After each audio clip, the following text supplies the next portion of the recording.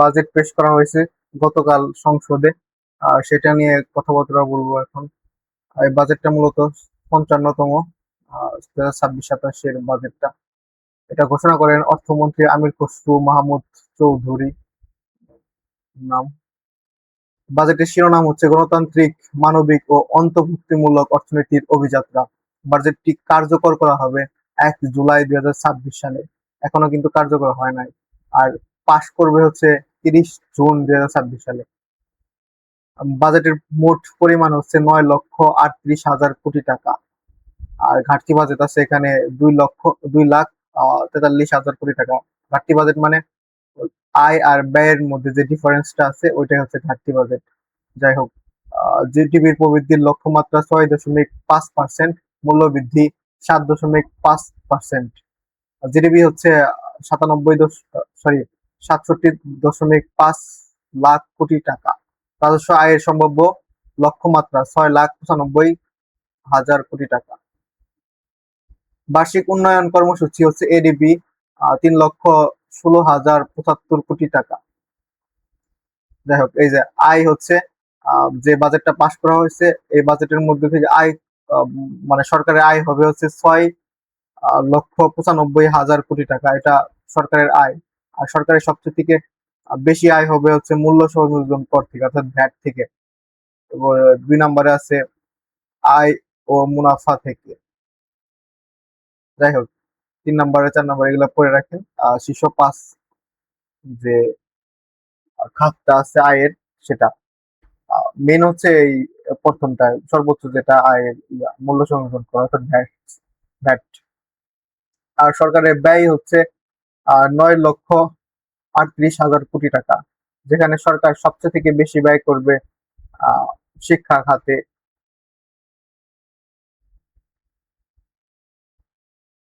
এটা এখানে লেখা আছে শিক্ষাতে সর্বোচ্চ খাত ১,২২,৪৯৭ টাকা এটা ব্যয় করবে। যাই হোক, আর ঘাটতি বাজেটের পরিমাণ এটা একটু আগে দেখছি ২,৪৩,০০০ কোটি টাকা। মুদ্রাস্ফীতির পরিমাণ ৭.৫% এবং জিডিপি প্রবৃদ্ধি হচ্ছে ৬.৫%। অন্যান্য যে খাতগুলো আছে সেগুলো দেখতে পারেন। যাই হোক, এরপরে সেম কথাবার্তা লেখা আছে এখানে। আয় ও ব্যয়ের হিসাব দেওয়া আছে, ঘাটতি বাজেট মানে ঘাটতিটা দেওয়া আছে। আর ১০টি সরকারের অগ্রাধিকার থাকবে।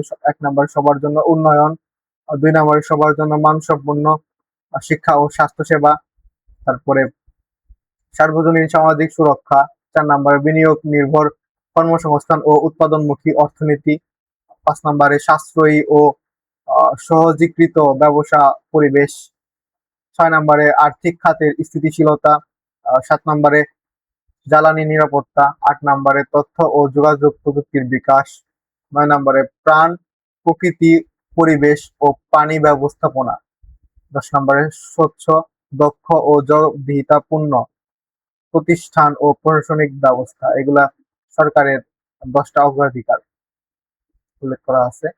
যাই হোক, এরপরে কোন খাতে কত টাকা বরাদ্দ করা হয়েছে সেটা লেখা আছে, একবার দেখে নিতে পারেন। শিক্ষা হলো সর্বোচ্চ খাত। আর রাজস্ব আয় হচ্ছে এনডিবিআর ৬,০৪,০০০ একক দশক শতক হাজার উজুত লক্ষ ৬,০৪,০০০ কোটি টাকা। এনডিবি আর অভিভুক্ত কর হচ্ছে ২৫,০০০ কোটি টাকা। কর বহির্ভূত আয় হচ্ছে ৬৬,০০০ কোটি টাকা।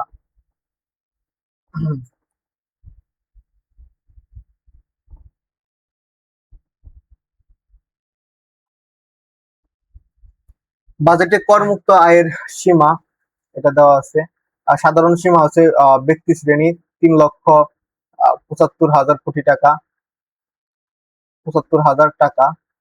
তারপরে নারী বা ৬৫ ঊর্ধ্ব যে করদাতা আছে তাদের জন্য ৪,২৫,০০০ টাকা। তারপর যুদ্ধাহত মুক্তিযোদ্ধা ও জুলাই যোদ্ধাদের জন্য ৫,২৫,০০০ টাকা। তৃতীয় লিঙ্গ ও প্রতিবন্ধী ব্যক্তি ৫,০০,০০০ টাকা। সরকারের পরিকল্পনা অনুযায়ী 2026-27 এবং 27-28 অর্থ বছরে করমুক্ত আয়ের সর্বোচ্চ সীমা 3,75,000 টাকা থাকবে। এরপর 2028-29 এবং 29-30 অর্থ বছরে তা বাড়িয়ে 4 লাখ টাকা করা হবে।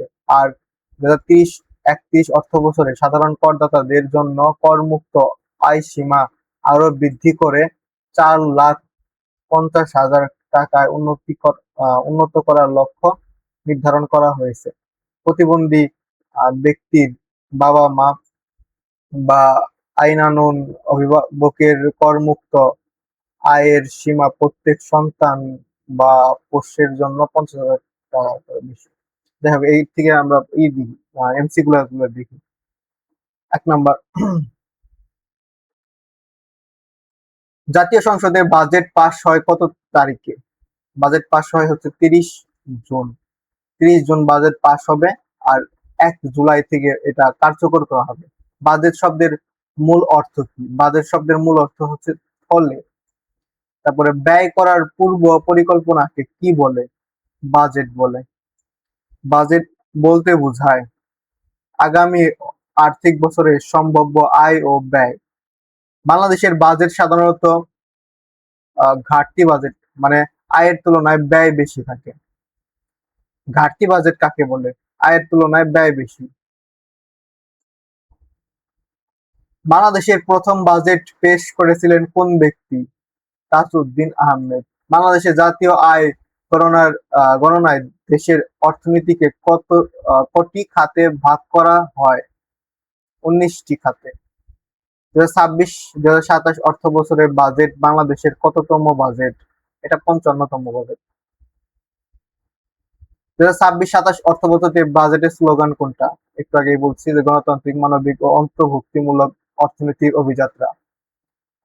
2026-27 অর্থ বছরের বাজেটের আকার এটা কেমন? অর্থ বছরের বাজেটের আকার কেমন? 9,38,000 কোটি টাকা। 9 নম্বর উত্তর। 2026-27 অর্থ বছরে বাজেটের সর্বোচ্চ বরাদ্দপ্রাপ্ত খাত কোনটা? এটা হচ্ছে শিক্ষা। 2026-27 অর্থ বছরে উন্নয়ন বাজেটে যে খাতে দ্বিতীয় সর্বোচ্চ বরাদ্দ রাখা হয়েছে সেটা হচ্ছে স্বাস্থ্য খাত। প্রথমে শিক্ষা, দ্বিতীয় স্বাস্থ্য। জাতীয় বাজেটের 2026-27 অর্থ বছরে শিক্ষা খাতে বরাদ্দ কত? শিক্ষা খাতে বরাদ্দ হচ্ছে এইটা, 1,22,497 কোটি টাকা। 2026-27 অর্থ বছরে মোট রাজস্ব আয়ের লক্ষ্যমাত্রা কত নির্ধারণ করা হয়েছে? এটা 6,95,000 কোটি টাকা। 2026-27 অর্থ বছরে প্রস্তাবিত উন্নয়ন কর্মসূচিতে এনডিবি কোন সেক্টরের জন্য বরাদ্দ রাখার কথা বলা হয়েছে? এটা শিক্ষা। বাংলাদেশের 2026-27 অর্থ বছরে বাজেটের জিডিপির প্রক্ষেপিত প্রবৃদ্ধির হার কত? 7.5%। বাংলাদেশের 2026-27 অর্থ বছরে প্রস্তাবিত বাজেটের বার্ষিক উন্নয়ন কর্মসূচি অর্থাৎ এনডিপি এর বরাদ্দ কত, মানে জন্য কত বরাদ্দ করা হয়েছে? এটা হচ্ছে 3,16,000 কোটি টাকা। বাংলাদেশ সরকার কোন উৎস থেকে সর্বোচ্চ রাজস্ব আয় করে? মূল্য সংযোজন কর অর্থাৎ ভ্যাট থেকে। বাংলাদেশ সরকারের আয়ের প্রধান উৎস কোনটা? কর রাজস্ব। বাংলাদেশের সরকারি আয়ের প্রধান উৎস কোনটি? এই যেটা মূল্য সংযোজন কর।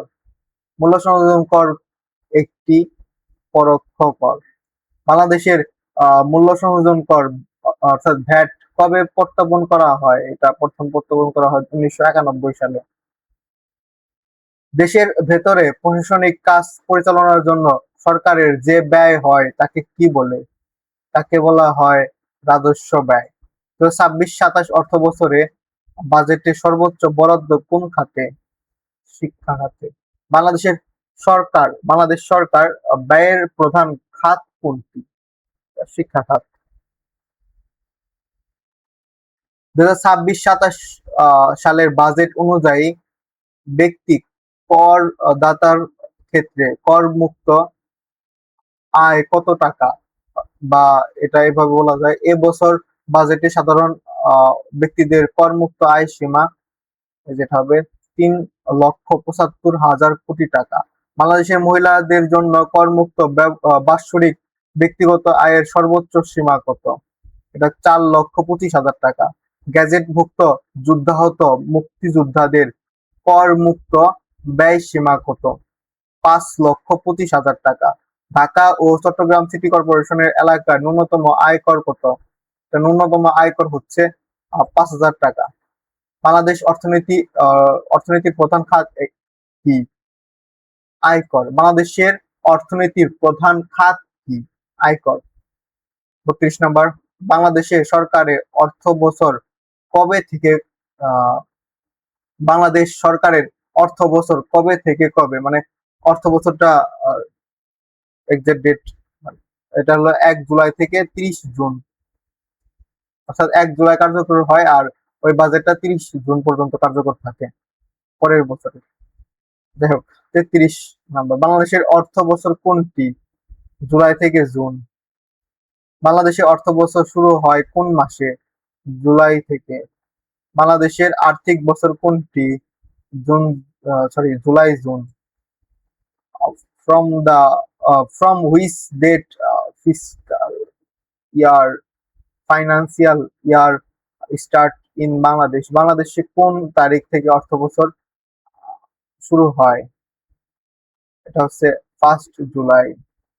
বাংলাদেশের অর্থ বছর কোন তারিখে সমাপ্ত হয়? এটা 30 জুন।